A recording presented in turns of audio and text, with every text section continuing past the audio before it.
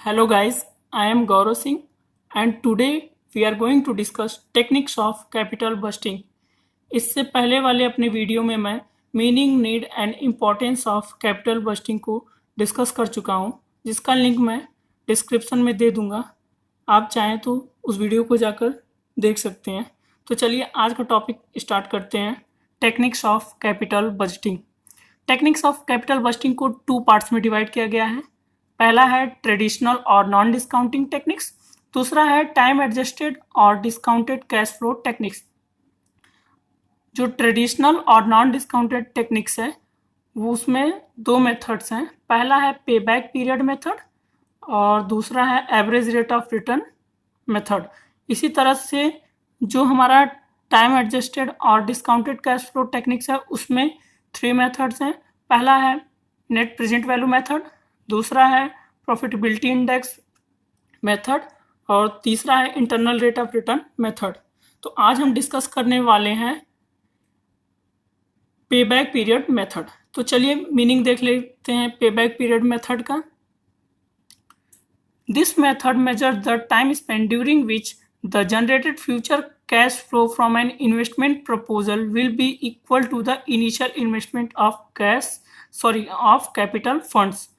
तो यहाँ पे बेसिकली ये बताया जा रहा है कि जो हमारा पे बैक पीरियड मेथड होता है हमें ये बताता है कि कितने टाइम पीरियड में जो हमारा कैश इनफ्लो है किसी एक पर्टिकुलर प्रोजेक्ट का, वो उस पर्टिकुलर प्रोजेक्ट के इनिशियल इन्वेस्टमेंट जो हमने किया है उस प्रोजेक्ट में उसके इक्वल हो जाएगा।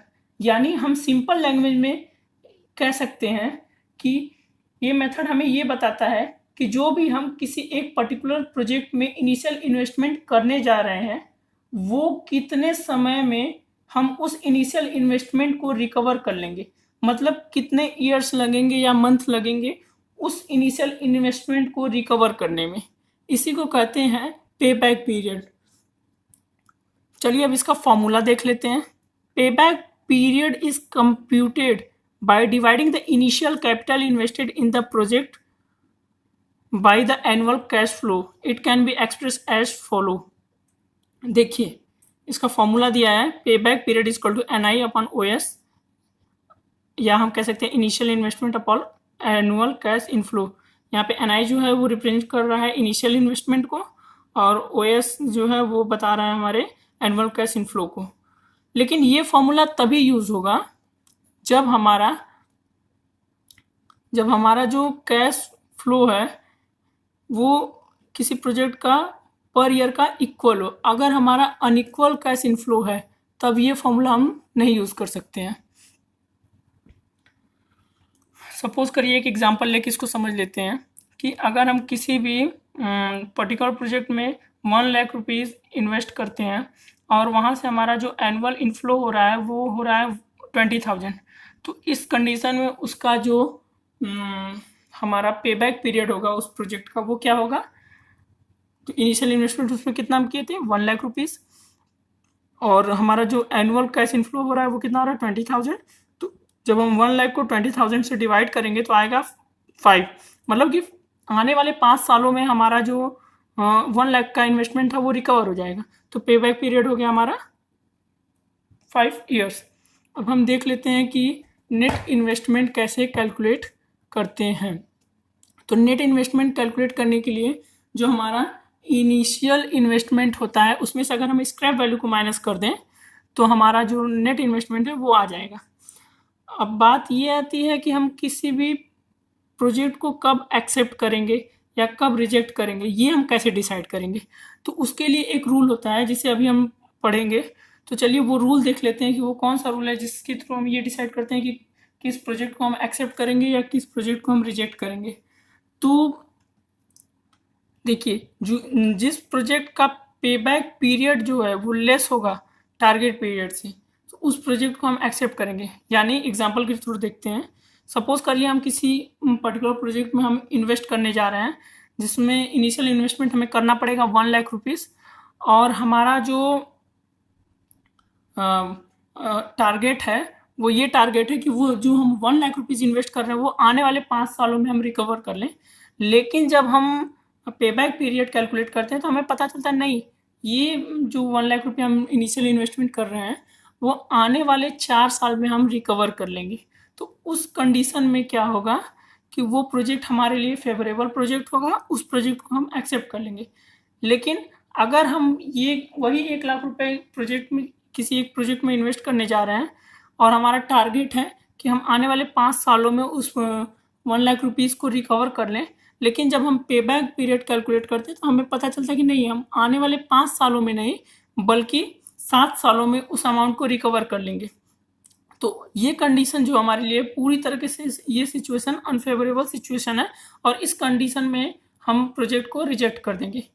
अब बात ये आती है कि अभी हम देखे हैं पे बैक पीरियड कैलकुलेट करने का फॉर्मूला, तो उसमें दिया था कि वो फॉर्मूला हम तभी यूज़ कर सकते हैं जब हमारा जो हमारा रिटर्न है, इनफ्लो है पर ईयर का, वो इक्वल हो।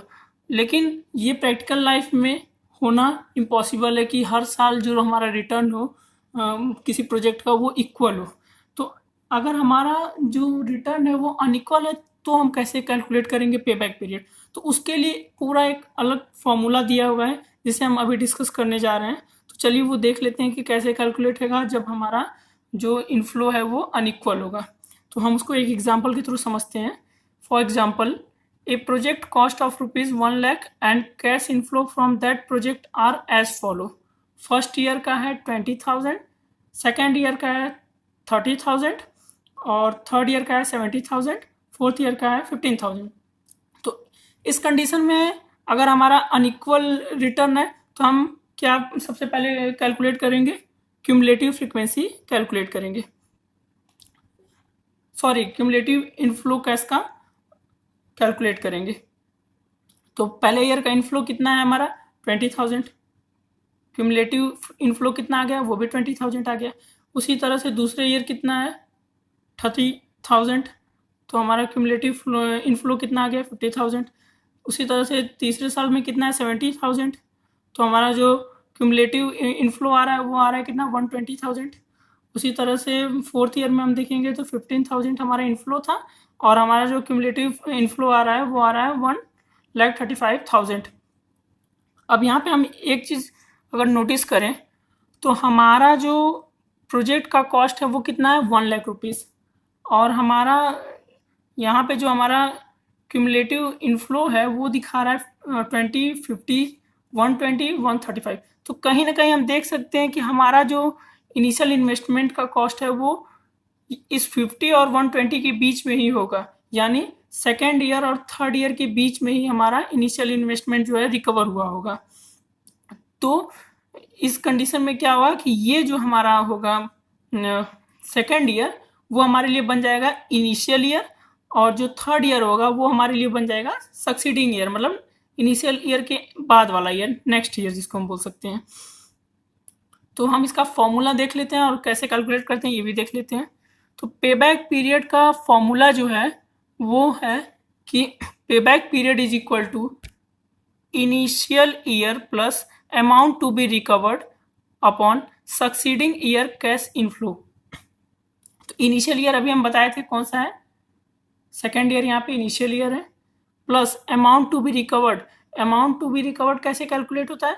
जो हमारा ओरिजिनल इन्वेस्टमेंट है इनिशियल ईयर का वो उसमें से अगर हम माइनस कर देते हैं इनिशियल ईयर का क्यूमुलेटिव इनफ्लो को, मतलब ये इनिशियल ईयर है, इसका क्यूमुलेटिव इनफ्लो कितना है?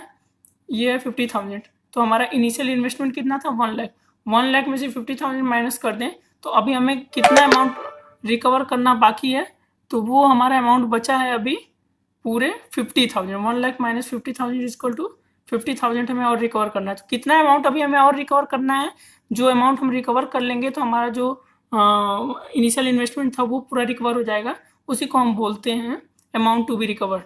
सक्सीडिंग ईयर अभी मैं बताया कि इनिशियल ईयर के बाद वाला जो ईयर है तो वो कौन सा है? थर्ड ईयर है। तो यहाँ पे सक्सीडिंग ईयर का हम ले क्या रहे हैं? कैश इनफ्लो ले रहे हैं, ना कि क्यूमुलेटिव इनफ्लो नहीं ले रहे हैं, कैश इनफ्लो ले रहे हैं। तो कैश इनफ्लो क्या है सक्सीडिंग ईयर का? यहाँ पे 70,000। तो अब हम पुट कर देते हैं फॉर्मूले पे।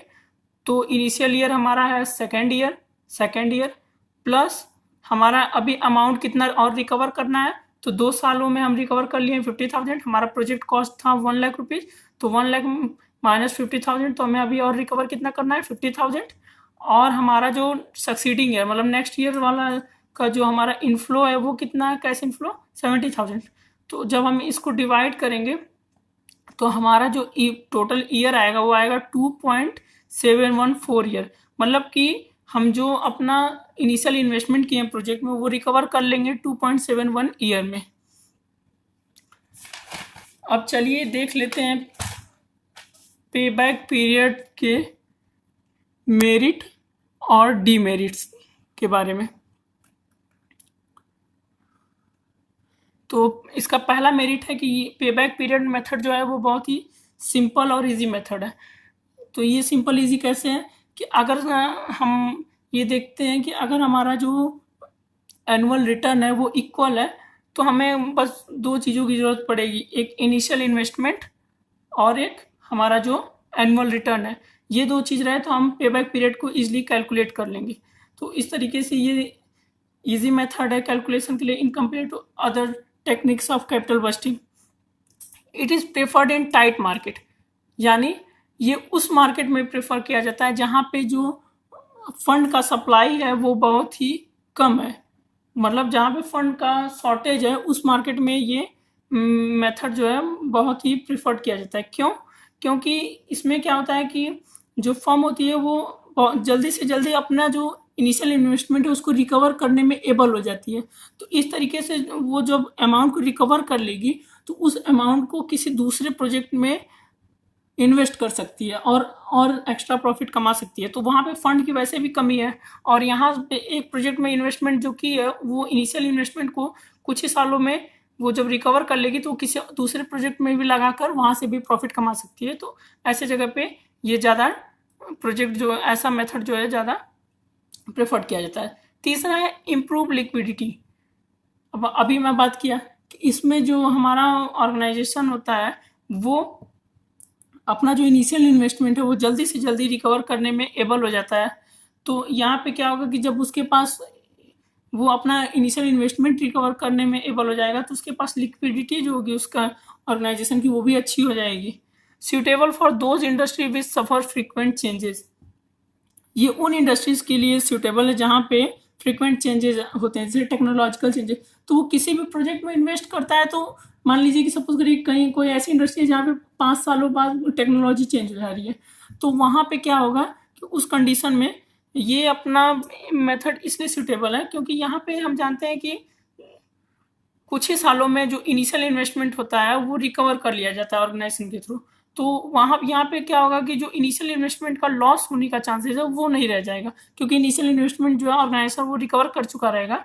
अगर टेक्नोलॉजिकल चेंजेस होता है कोई तो उससे उस ऑर्गेनाइजेशन को बहुत ज़्यादा इम्पैक्ट या नहीं पड़ने वाला है। अब इसका हम डीमेरिट देख लेते हैं पेबैक पीरियड मेथड का। तो पहला डीमेरिट है it does not measure the profitability. देखो पेबैक पीरियड मेथड जो होता है ये केवल हमें ये बताता है कि कितने टाइम पीरियड में हम कोई ऑर्गेनाइजेशन है जो अपना इनिशियल इन्वेस्टमेंट किया है वो रिकवर कर लेगा। ये नहीं बताता है कि वो कितना प्रॉफिट अर्न करेगा अपने लाइफ टाइम में, या इससे उसको कोई मतलब नहीं होता। उसको बस इसमें हम ये देखते हैं, कैलकुलेट करते हैं पेबैक पीरियड मेथड में कि कितना टाइम लगेगा जो इनिशियल इन्वेस्टमेंट कोई ऑर्गेनाइजेशन किया है उसको रिकवर करने में उस ऑर्गेनाइजेशन को। ये उसके प्रॉफिटेबिलिटी को पूरी तरह से इग्नोर करता है। दूसरा है ignore time value of money. ये जो टाइम वैल्यू होता है मनी का इसको भी इग्नोर करता है। जैसा कि हम जानते हैं कि टाइम टू टाइम जो होता है वो मनी की वैल्यू जो होती है वो चेंज होती रहती है।